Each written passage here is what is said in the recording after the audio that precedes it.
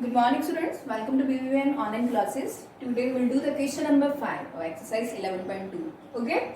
तो इस क्वेश्चन में क्या गाइड जो इसके लास्ट वीडियो था मेरा उसमें मैंने क्या पढ़ाया था कि पैरेललोग्राम क्या होता है और पैरेललोग्राम का एरिया जो है वो कैसे फाइंड करते हैं। ओके नहीं, बस अगर वो आपको एग्जैक्टली समझ आ गया जिससे पिछले वाला वीडियो था तो ये क्वेश्चन आपको बहुत इजीली आ जाएगा। दूसरी बात when you go in 9th class ना 9th क्लास में चैप्टर नंबर 8 है ओके पैरेललोग्राम।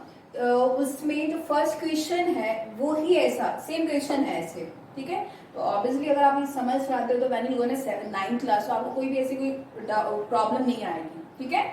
तो PQR इज अ पैरेललोग्राम। तो ये तो पहले पैरेललोग्राम है, अपोजिट साइड्स क्या होंगी, इक्वल होंगी। तो एरिया क्या होगा, base into height. QM is a height, QM okay this is a height. QM is a height from Q to SR, from Q to SR मतलब ये यहाँ से लेके ये जो SR, it means that SR is a base. इससे पहले question में करवाया था SR बेस हुआ, ये जो बेस है अगर इसकी हाइट ये हाइट हुई है उसकी, okay. So and QN is the height from Q to F। अब ये भी हाइट है, यहाँ पे एक पैरेललोग्राम तो एक है बट उसमें जो हाइट है दो हाइट दी है और दोनों ऑब्वियसली डिफरेंट होगी है ना। तो यहाँ पे क्या दिया है, height from Q to PL if SR is equal to 12 centimetre. मतलब ये जो SR है ना बेस ये पूरा ओके। तो ये कितना आपका 12 सेंटीमीटर, ये तो आपको पूरा दिया है base 12 centimetre. And QM is equal to 7.6। QM ये जो ये बेस है इसके ऊपर जो हाइट है ये कितनी है 7.6 सेंटीमीटर है। और आपको ये दो क्वेश्चन पूछते हैं कि the area of parallelogram PQRS। सबसे पहले तो ये जो पैरेललोग्राम है इसका क्या निकालना है, आपको एरिया निकालना है। तो फिर लास्ट वीडियो में जाइए, देखिए फॉर्मूला क्या था, बेस इनटू हाइट। तो बस वो पुट करिए, आपके पास बेस भी गिवन है और हाइट भी गिवन है, ठीक है। फिर उसके बाद बी पार्ट है, बी पार्ट में ये बोला है कि QN निकालना है आपको। QN मीन्स ये अगर बेस ये है तो ये इसकी हाइट निकालनी है, ठीक है। अब देखो एरिया जो है ऑब्वियसली वो तो सेम रहेगा, तो हाइट में जस्ट आपको पहले बोली कुछ डिफरेंट होगी। तो अगर मैं इसका एरिया निकालूं, चलो पहले शुरू करते हैं कैसे करेंगे। सी पहले मैं पार्ट ए करूंगी, okay. So that is area of parallelogram, area of that is parallelogram that is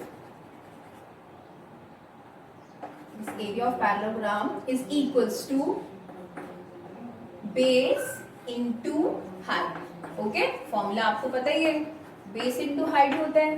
अब उसके बाद बेस कितना है, अच्छा पैरेललोग्राम का नाम लिख लीजिए PQRS। उससे पहले मैंने नाम लिया था ABCD, यहाँ पे तो PQRS है, उन्होंने नाम दिया है यहाँ पे। अब बेस कितना हुआ, ये पूरा SR, तो आप क्या लिखेंगे SR। और हाइट कितनी हुई, this is the height. Height कौन सी है, QM। तो यहाँ पे हाइट क्या लिख देंगे हम, QM लिख देंगे, ओके। सो SR इज 12, यहाँ पे 12 लिखिए।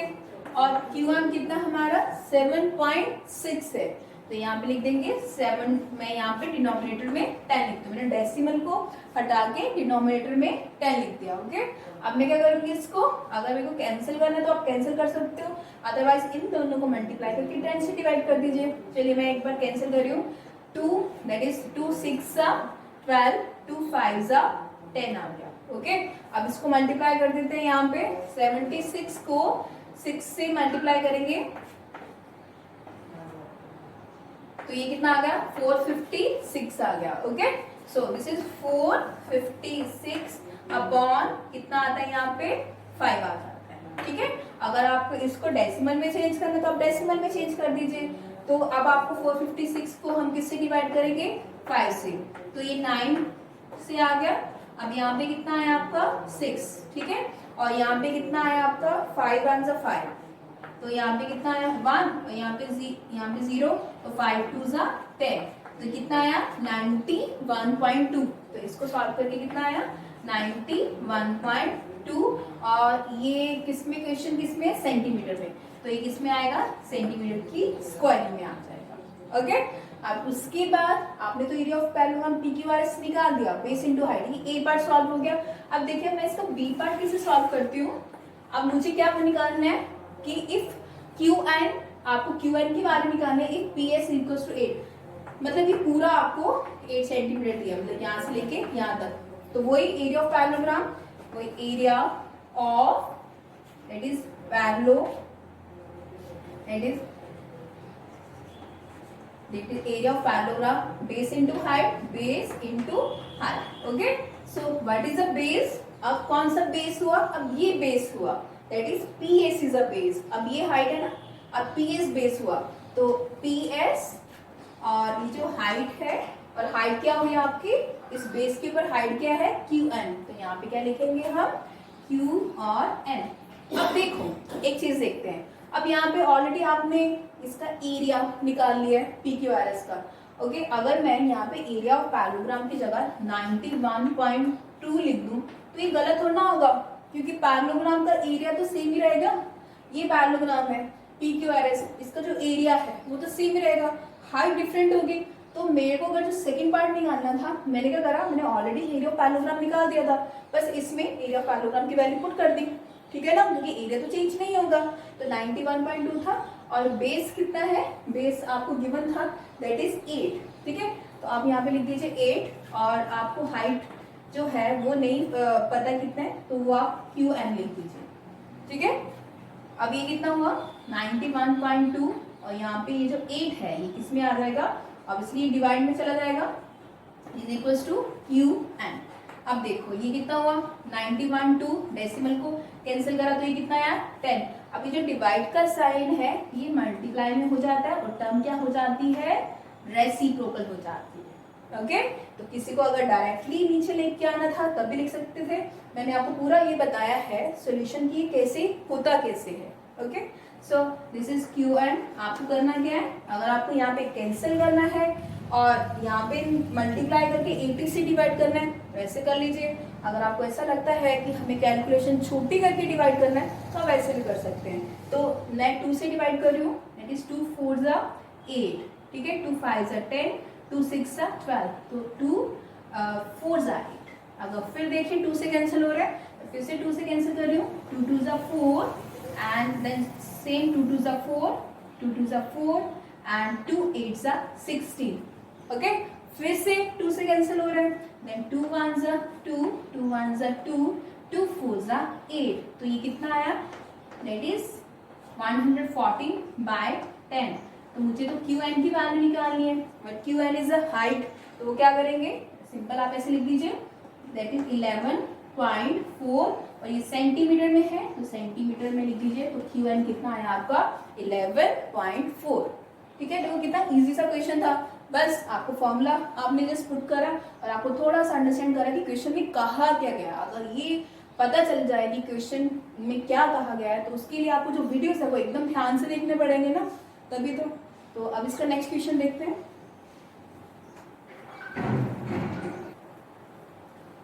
Now this is the last question of this exercise. Okay, so question number 7, जो क्वेश्चन नंबर 8 है ऑलमोस्ट सेम है, वो आप खुद करेंगे।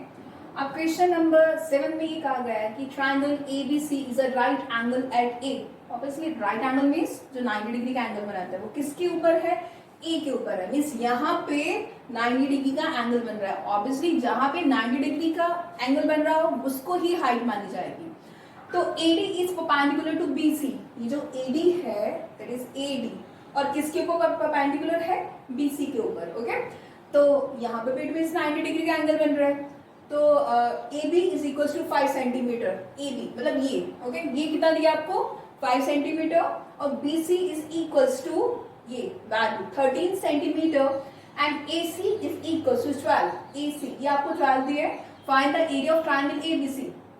और एक तो इसमें सबसे पहले जो ये ट्रायंगल है इसका एरिया निकालना है, और दूसरा आपको ये बोला है कि लेंथ ऑफ AD, ये जो हाइट है ना ये AD, ये आपको फाइंड करना है।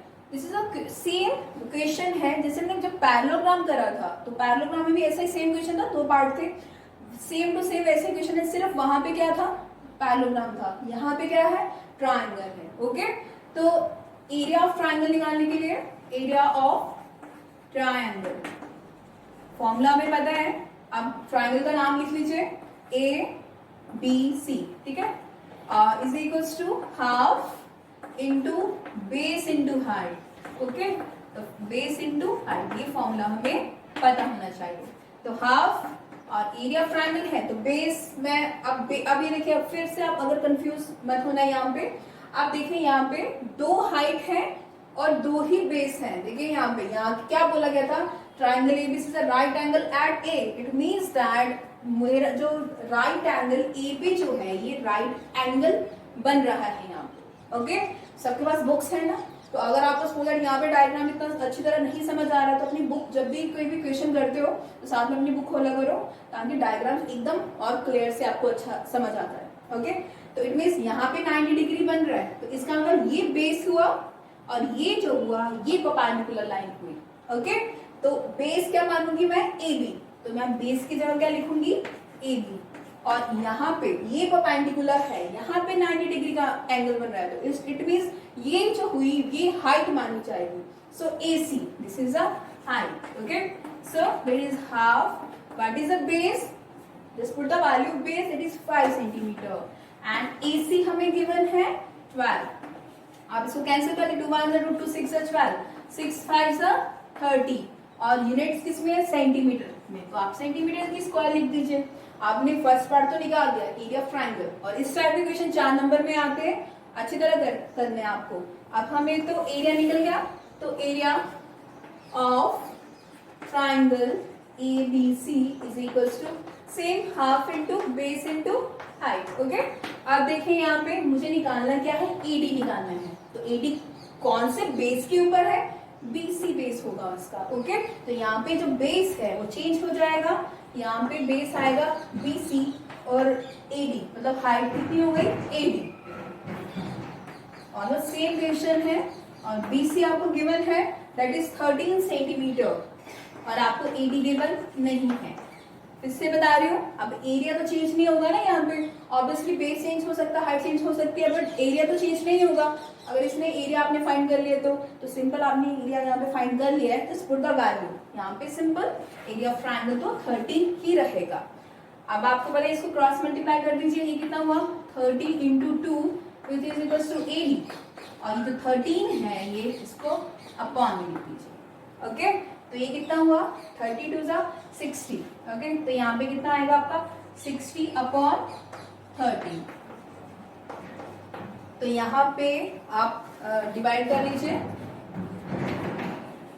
तो 13 5 65 होता है, तो ये कितना हो गया 52, 13 4 52। अगर मैं 13 5 65 इसके नीचे नहीं लिख सकती क्योंकि 60 के नीचे 65 तो नहीं आएगा ना, तो उससे स्मॉलेस्ट नंबर आएगा, इसलिए तो 10 में से 2 गए, इट इज 8, और हम क्या लेंगे यहाँ पे पॉइंट, तो यहाँ पे क्या लेंगे 0। ओके, अब करते हैं 13 7 दैट इज 91 और 13 6 करके देखते हैं